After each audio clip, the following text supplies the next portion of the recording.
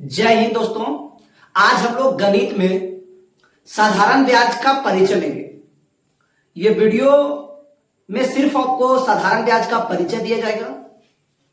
उसके बाद इससे जो भी रिलेटेड क्वेश्चन आएंगे उस पर हम लोग बात करेंगे, लेकिन ये वीडियो विशेष रूप से आपको साधारण ब्याज का केवल और केवल आपको इसमें परिचय मिलेगा। देखिए, साधारण ब्याज होता क्या है? इंग्लिश में हम लोग इसको सिंपल इंटरेस्ट कहते हैं। इसका शॉर्ट फॉर्म हम लोग बोलते हैं एसआई। एसआई यानी सिंपल इंटरेस्ट। तो जब भी हम लोग साधारण ब्याज का नाम सुनते हैं तो हम लोगों के मन में एक प्रश्न जरूर उभरता है कि साधारण ब्याज आखिर होता क्या है। तो देखिए, जब हम लोग कहीं से भी धन लेते हैं, बैंक वगैरह से धन लेते हैं, तो उस पर हम लोग को पैसा अतिरिक्त देना पड़ता है। सूद पे जब हम लोग लेते हैं तो उस पर पैसा देते हैं। तो जब किसी भी धन का ब्याज जो है वो प्रतिवर्ष समान रहे तो उसको हम लोग साधारण ब्याज कहते हैं। कहने का तात्पर्य आप समझिएगा, जैसे हम किसी से 1200 रुपए उधार लेते हैं, ठीक। अब इस पे जो हमारा सूद जोड़ा जाएगा, सूद माने ब्याज, तो 1200 पे जोड़ा जाएगा। और ये नहीं कि हम लोग जो गांव तरफ या कहीं देहाती मेथड से जो पैसा ले लेते हैं मंथली वाला, वो सिस्टम नहीं होता। साधारण और चक्रवृद्धि ब्याज होते हैं, ये सब वार्षिक होते हैं, सालाना जोड़ा जाता है, ये मंथली नहीं जोड़ा जाता है। तो 1200 रुपए मान के चलिए लेते हैं तो एक साल में 150 रुपए सूद हुआ। तो उसके अगला साल में 150 रुपया ही सूद होगा, और जो मूल रहेगा यानी मूलधन जो रहेगा वो 1200 रहेगा। तो इस तरीके से जिस ब्याज में या जिस ब्याज में प्रत्येक वर्ष का ब्याज समान हो उसको हम लोग साधारण ब्याज कहते हैं, यानी सिंपल इंटरेस्ट कहते हैं। जब किसी धन पे प्रत्येक वर्ष का ब्याज, रिपीट कर लेंगे, है ना, लिख लेंगे इसको, जब किसी धन पे प्रत्येक वर्ष का ब्याज समान होता है तो उसे हम लोग साधारण ब्याज कहते हैं। इसमें जो है आपका धन वसूला जाएगा वो केवल और केवल मूलधन पर वसूला जाएगा और प्रत्येक वर्ष का समान रहेगा। लेकिन एक नाम आप लोग और सुनते होंगे, चक्रवृद्धि ब्याज। तो ये होता क्या है? देखिए, चक्रवृद्धि ब्याज में होता क्या है, जैसे मान के चलिए कि 1200 रुपए हम लोग मूल है हम लोग का, तो लिए कहीं किसी से, तो एक साल में 150 रुपया सूद हो गया। तो 1200 और 150 1350 उसका फिर से मूल हो जाएगा, 1350 का उसका अगला साल वो सूद जोड़ेगा। इस तरीके से जोड़ाता है, यानी कि जो आप सूद होते जाएगा एक एक साल का, वो मूल बनते जाएगा। ये होता है चक्रवृद्धि ब्याज में। लेकिन साधारण ब्याज में नहीं होता है, मूलधन वही रहेगा और प्रत्येक वर्ष का ब्याज रहेगा वो समान रहेगा। लेकिन चक्रवृद्धि ब्याज में प्रत्येक वर्ष का समान नहीं रहेगा। मान के चलिए एक साल में 150 हुआ, 1350 हो गया। अब 1350 का ब्याज जो उसका अगला साल 150 तो नहीं होगा, उससे बेसी होगा। तो जिस धन का ब्याज प्रतिवर्ष अलग अलग होता है उसको हम लोग चक्रवृद्धि ब्याज बोलते हैं। और जिस धन का ब्याज प्रतिवर्ष या प्रत्येक वर्ष समान होता है या समान रूप से वसूला जाता है उसको हम लोग कहते हैं साधारण ब्याज। तो आपको समझ में आ गया होगा साधारण ब्याज होता है। देखिए, साधारण ब्याज पे हम लोग सबसे पहले इस पे हम लोग बात करेंगे मूलधन। ये सब चीजें आपको सुनने में आएगी। बेशक हम लोग कंपटीशन लेवल की जब तैयारी करते हैं तो हर चीज को हम लोग शॉर्ट में लाते हैं, लेकिन सबसे पहले उसको विस्तारित रूप आपको पता होना चाहिए। उसके बाद आप शॉर्ट में चलिए तो उसका मजा कुछ और आता है, क्योंकि विस्तारित रूप हम लोग को पता होता है किसी भी चीज का, तो उस पर शॉर्ट में जाने से हम लोग को उसमें ज्यादा आसान लगता है। इसीलिए मेरा ये प्रयास है कि इसके बारे में आप परिचय ले लें। देखिए, मूलधन को हम लोग अपना देहात की भाषा में, हम लोग झारखंड से हैं तो देहात की भाषा में लोग इसको मूल कहते हैं। माने जितना धन हम लोग किसी से लेंगे या किसी को देंगे, जो धन किसी से उधार लिया जाता है या दिया जाता है उसको हम लोग मूलधन कहते हैं। इंग्लिश में इसको हम लोग प्रिंसिपल कहते हैं, ठीक है। जो धन किसी से उधार लिया जाता है या दिया जाता है उसको कहते हैं मूलधन। सपोज जैसे मान लीजिए हमने किसी से 1200 रुपए लिया तो वो मूलधन हो गया, या मान लीजिए हमने किसी को 1200 दिया तो वो मूलधन हो गया। यानी जो धन किसी से उधार लिया जाता है या दिया जाता है उसको हम लोग मूलधन कहते हैं। यहां लिख देते हैं, जो धन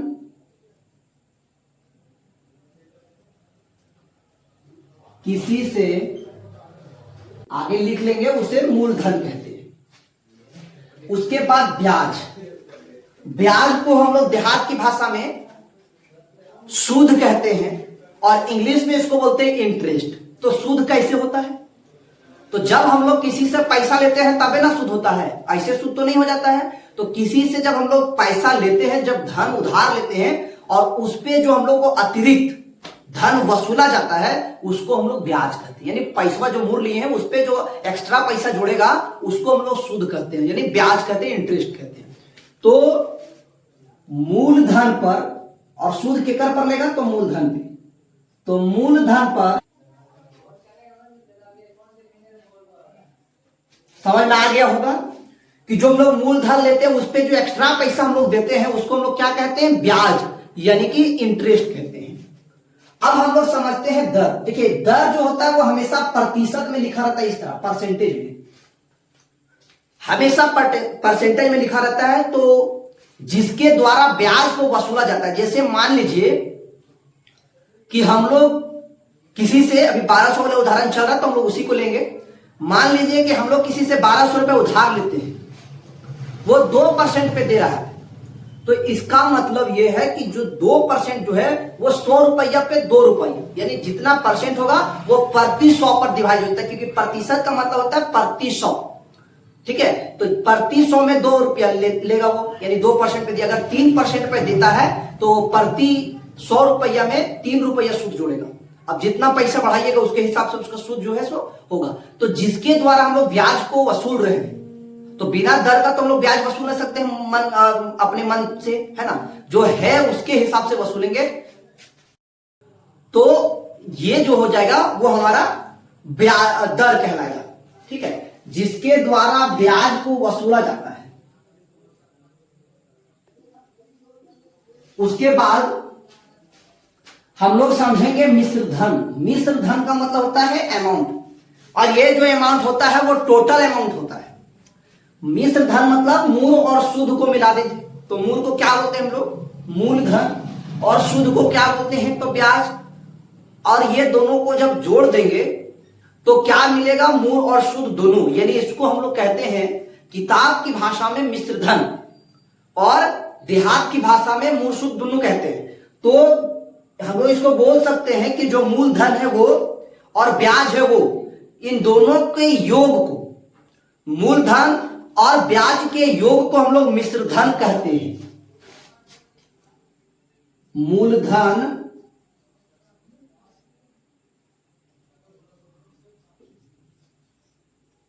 और इंग्लिश में बोलते हैं अमाउंट।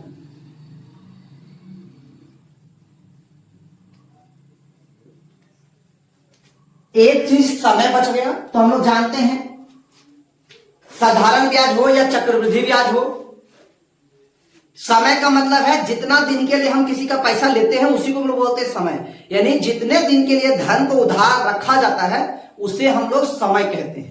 ठीक है, इसको हम लिखेंगे नहीं, ये आप लोग खुद एनालाइज कर लेंगे कि जितने दिन के लिए हम लोग किसी का धन को उधार रखते हैं उसको समय कहते हैं। अब देखिए एक सूत्र होता है साधारण ब्याज को निकालने का, एसआई माने सिंपल इंटरेस्ट।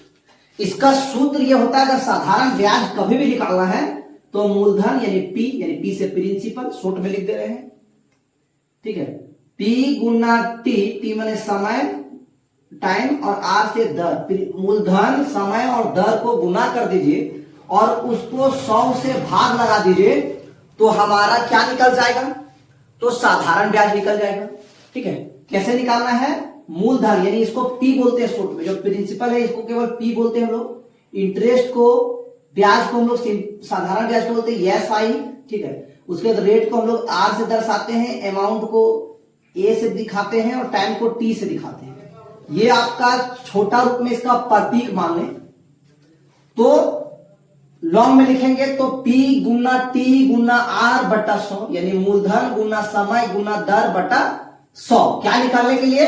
साधारण ब्याज निकालने के लिए। यह सूत्र लगभग व्यक्ति को पता रहता है कि साधारण ब्याज निकालना है तो मूलधन समय और दर को गुना कर दीजिए और 100 से भाग लगा दीजिए, यानी भाग में बट्टा, तो इसको भाग लगा दीजिए तो जो हमारा निकलेगा वो साधारण ब्याज। तो इसी से आपको हम 3 सूत्र निकालना सिखाते हैं। अगर ये ब्याज निकालना है तो ये सूत्र लगेगा। ठीक है, ब्याज निकालना है तो ये सूत्र लगेगा, और जब मूलधन निकालना है तो कौन सा सूत्र लगेगा? तो आपको बताते हैं गणित की छोटी छोटी चीजें सीख लीजिएगा तो ये सब चीज आसान हो जाएगा। सपोज मान लीजिए आप यहां 1 दे दीजिए, सपोज, क्योंकि किसी भी चीज में हम लोग किसी भी संख्या में 1 अपने से डाल सकते हैं नीचे हर के रूप में और हटा भी सकते हैं।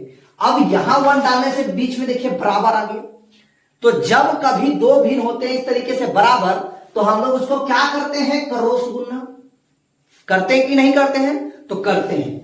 तो P गुना T गुना R, एक को गुना करेंगे एक से तीनों को, तो P गुना T गुना R आएगा, ठीक।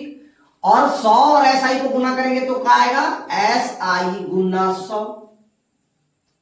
ये बहुत इंपॉर्टेंट चीज है। अब इसी से बनेगा सूत्र। देखिए जब हम लोग को P निकालना है तो कुछ नहीं करना, लिखना P बराबर SI इंटू 100। और जब ये वाला गुना में होता है, जब बराबर के इधर कोई चीज गुना में होता है तो उधर भागा में चल जाता है। जब बराबर के इधर कोई चीज गुना में होता है तो उधर भागा में चल जाता है। जब इधर भागा होता है तो उधर गुना में चल जाता है। इधर जोड़ में होता है तो उधर घटाम हो जाता है। इधर घटाम होता है तो उधर जोड़ हो जाता है। ये चिन्ह परिवर्तन सब जानते हैं। तो ये वाला गुना में है P गुना T, T गुना R, तो ये क्या हो जाएगा, भागा में, भागा माने बट्टा में, तो T गुना, यानी मूलधन निकालना है तो ये वाला सूत्र आपको लगाना है। खाली ये फॉर्मेट याद कर लीजिए, सब बनेगा तीनों सूत्र। मूलधन निकालना है तो SI इंटू 100 बटा में T गुना R। तो देखिए जब समय निकालना है तो करना क्या है, इसी तरह से इसको जब हम लोग गुना करेंगे तो ये साथ में आ जाएगा, ठीक है। SI गुना 100, यहां इस तरह लिख सकते हैं T बराबर, यहां T निकल जाएगा तो PR बचेगा, है ना। ये और ये गुना होगा तो लिखेंगे SI बटा 100। उसके बाद नीचे SI इंटू 100 बटा में क्या बचेगा, P और R, P गुना R। क्यों, देखिए इसमें P निकाले थे तो TR नीचे बच गया, T निकाले तो नीचे PR बच गया। अब जब हम लोग दर निकालना रहेगा तो क्या करेंगे, सूत्र क्या है इसका, तो SI इंटू 100 बटा में जब R निकाल देंगे तो P गुना T बचेगा। देखिए इसका हम एक उदाहरण आपके साथ लेकर के चलते हैं, कैसे निकालना है, साधारण ब्याज कैसे निकालना है, ठीक है। उसके बाद मूलधन कैसे निकालना है, समय कैसे निकालना है और दर कैसे निकालना है, वो हम अभी आपको बताते हैं। देखिए एक उदाहरण लीजिए, मान के चलिए कि मूलधन बराबर 1200, क्योंकि यही उदाहरण हमारा चल रहा था तो इसी को लेते हैं। यानी हम लोग जो मूलधन ले रहे हैं यानी प्रिंसिपल ले रहे हैं वो 1200 है, ठीक है। उसके बाद टाइम मान के चलिए 2 वर्ष है, टाइम 2 वर्ष, और आपका दर मान लीजिए 3% है, तो साधारण ब्याज कितना होगा, यह SI बराबर 8। यानी मूलधन 1200 रुपये हम लोग लेते हैं 2 साल के लिए साधारण ब्याज पर 3% की दर से, तो ब्याज कितना होगा, केवल हम लोग को ब्याज निकालना है। तो देखिए ब्याज कैसे निकालेंगे, सूत्र अभी आपको हम बताए थे ये वाला कि ब्याज निकालने के लिए ये सूत्र लगाना है। तो क्या होता है सूत्र, SI बराबर P गुना T गुना R बटा 100। अब SI निकालना है तो SI P का मान कितना, तो 1200, और समय जो है आपका वार्षिक रहेगा, आपको हम पहले बताए थे, तो 2 वर्ष, और R का मान कितना, तो 3% बटा 100। अब जब ऊपर और नीचे बटा में है तो ये वाला और ये वाला काट दिए, 1 और 0, ये वाला और ये वाला भी काट दिए, नीचे 1 बचा, 1 का वैल्यू नीचे नहीं होता है। 12 दूनी 24 और 24 तिया 4 तिया 12 के 2, हाथ में 1, 2 तिया 6 और 1 7, 24 तिया 72 रुपये। ये आपका जो है वो सूद हो गया, ये सूद हो गया 72 रुपये, ठीक है। अब हम लोग मान के चलिए कि ये निकालना रहता तो, यानी सूद हम लोग को साधारण ब्याज 72 रुपया है, ठीक, जब ये दिया है, और ये निकालना रहता तो कितना आता, ठीक है। देखिए उसी तरीके से बनाएंगे हम, तो जब मूलधन निकालना है तो मूलधन वाला सूत्र में लगाएंगे, तो लिखेंगे P बराबर SI गुना 100 बटा T गुना R, यह है ना सूत्र है, तो यह लिखेंगे। उसके बाद SI का मान कितना, यानी शुद्ध कितना, तो 72, और बाद क्या देना है, गुना, तो देंगे गुना। उसके बाद ये 100 का 100 रहेगा, नीचे में T और R, T का मान कितना 2 गुना R का मान कितना 3। अब गुना करेंगे तो इसको लिख देते हैं अलग अलग, 72 गुना 100 बटा 6। ठीक, अब काटते हैं इसको, दुक्का पहाड़ हम 3 बजे में, इसको दुक्का काटते हैं तो 50 बजे में, ये 3 का काटते हैं इनको तो 3 दूनी 6 और 3 चौके 12, 24 बार में। अब जब इसको गुना करेंगे, 24 पच्चे 120 और 1 जीरो लग जाएगा, देखो सूत्र आ गया कि नहीं आ गया 1200। तो जब चारों चीज में 3 चीज दिया रहेगा, चौथा चीज निकालना रहेगा, बस ये वाला सूत्र आपको लगाना है। ठीक है, तो अब ये तो निकालना हम लोग को आ गया। उसी तरीका से यदि ये दिया है 1200, R दिया है 3%, SI दिया है 72, और यदि हम लोग को समय पूछ दे कि कितना साल में इतना 1200 का 72 रुपया 3% के दर से कितना साल में शुद्ध होगा, तो बस उसी तरह फिर से सूत्र लगाएंगे टाइम निकालने वाला, क्योंकि निकालना टाइम है। तो T बराबर क्या है सूत्र, यहां देखिए SI गुना 100 बटा में P गुना R, यही ना है, तो यही है। अब SI का मान कितना, तो 72 गुना इसका मान 100, P का मान कितना 1200 गुना R का मान कितना, तो R का मान 3, 1 0 1 0 1 0 1 0 कट गया, 12 छक 72, 6 बार में 3 का पहाड़ा गया, 2 बार में कितना आया 2, तो 2 वर्ष निकल गया कि नहीं निकला। इसी तरीके से यदि R भी निकालना हो तो वो भी निकलेगा। देखिए कैसे निकालेंगे, टाइम दिया है R निकालना है तो वो भी इसी तरह से निकलेगा। तो R निकालना है तो R वाला सूत्र लगाएंगे, R बराबर यानी दर बराबर SI इंटू 100 बटा P गुना T, यही ना है। तो देखिए अब यहां लिखेंगे SI गुना 100 और P का मान कितना, तो P का मान 1200, यानी SI का मान 72 है ना, सॉरी 1200 इंटू T का मान कितना 2 वर्ष, तो 1 0 1 0 1 0 1 0 12 छके 72, 2 से काटेंगे तो 3, यानी कितना आ गया दर, तो 3, तो 3%। देखिए ये पॉइंट नोट कीजिएगा कि जिस दिन ब्याज दिया जाता है वो दिन को नहीं गिना जाता है, यानी जिस दिन हम लोग अगर सूद मूद दे किसी से लिए और उसको जिस दिन हम लोग चुका रहे हैं वो दिन को नहीं गिनना है, और जिस दिन लिए हैं वो गिनना है। बात समझ आ रहा है। जैसे मान के चलिए हमने किसी से 1200 लिया, तो 1212 तारीख को लिया तो 12 तारीख गिनाएगा, लेकिन जिस मान के चलिए कि हम 10 तारीख को जमा कर रहे हैं तो ये 10 तारीख नहीं गिनाएगा, 9वें तारीख तक गिनाएगा। यानी जिस दिन हम लोग ब्याज ले यानी पैसा किसी से लेते हैं मूलधन वो गिना जाता है, लेकिन जिस दिन हम लोग देते हैं वो नहीं गिना जाता। अगर ब्याज एक ही साल में दे दें तो चक्रवृद्धि ब्याज और साधारण ब्याज एक साल में दोनों बराबर होंगे। एक साल का चक्रवृद्धि ब्याज भी और एक साल का साधारण ब्याज भी दोनों आपस में बराबर होते हैं। देखिए एक चीज और समझिए कि जब ब्याज को हम लोग 6 माह में देते हैं, ठीक है, 6 महीना हम लोग 6 महीना का निकालते हैं तो ब्याज के दर को दोगुना कर देते हैं, समय को दोगुना कर देते हैं और ब्याज के दर को आधा कर देते हैं। ठीक है, नोट कीजिएगा, जब ब्याज हम लोग 6 महीना में दे देते हैं तो दर को आधा करते हैं और समय जो है उसको डबल करते हैं। देखिए कैसे करते हैं आप समझिएगा। जैसे मान लीजिए कि हम इसको 6 महीना में चुका रहे हैं और ये वाला 4% है, तो 6 महीना का तो आपको निकालने हम सिखाए नहीं है।